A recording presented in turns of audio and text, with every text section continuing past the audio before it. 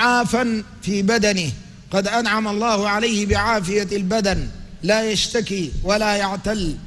عنده قوت يومه، قوت خبز جلف مع ماء بارد، عنده قوت يومه فقد حيزت له الدنيا بحذافيرها.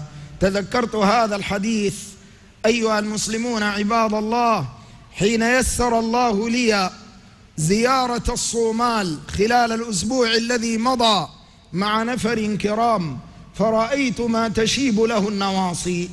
لا أمن مكفول، ولا طعام مبذول، ولا صحة يتمتع بها الناس، بل الخوف قد شاع والذعر قد ذاع.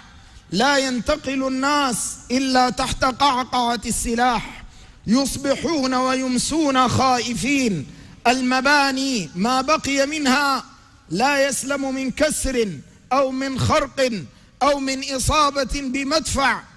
أكياس الرمل أمام البيوت من أجل أن يتحصن الناس خلفها إذا نشب قتال. أما الجوع فلا حول ولا قوة إلا بالله، قد عض الناس بنابه. لربما تضع المرأة مولودها بعد جهد وعناء، فيذهب زوجها يلتمس لها قليلا من طعام من أجل أن تعوض ما بذلت. إذا رجع إليها وجدها قد فارقت الحياة.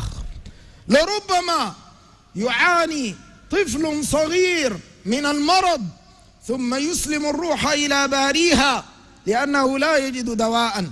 هذا حالهم، لا أمن ولا طعام ولا عافية. ما السبب في ذلك؟ السبب شيوع الفتنة. بلد أهلها مسلمون 100%، لكن نزغ الشيطان بينهم.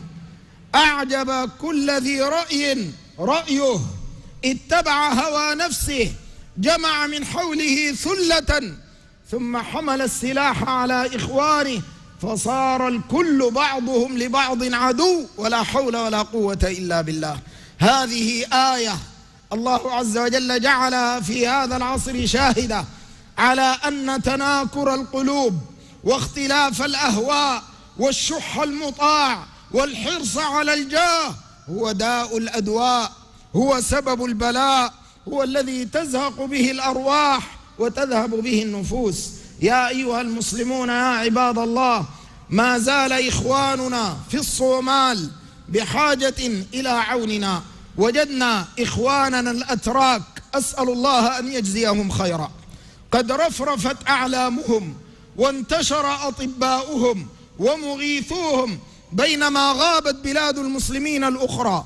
من هذه البلاد خرجت سفينة محملة بالطعام والدواء والغوث والخيام لإخواننا على ما بنا من رقة حال وقلة مال، والحمد لله رب العالمين، ونسأل الله المزيد من فضله.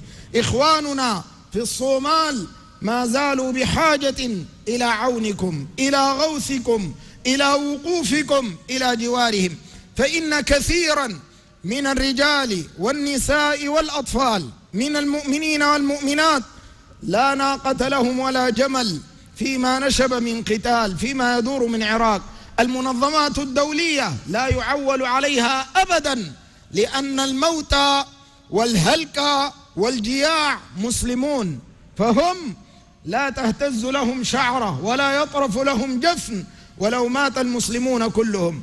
إذا لم نقف مع إخواننا فإن هذا نذير شؤم. واجب على كل منا أن يبذل ما يستطيع. وأسأل الله العظيم رب العرش العظيم أن يعجل فرج إخواننا في الصومال.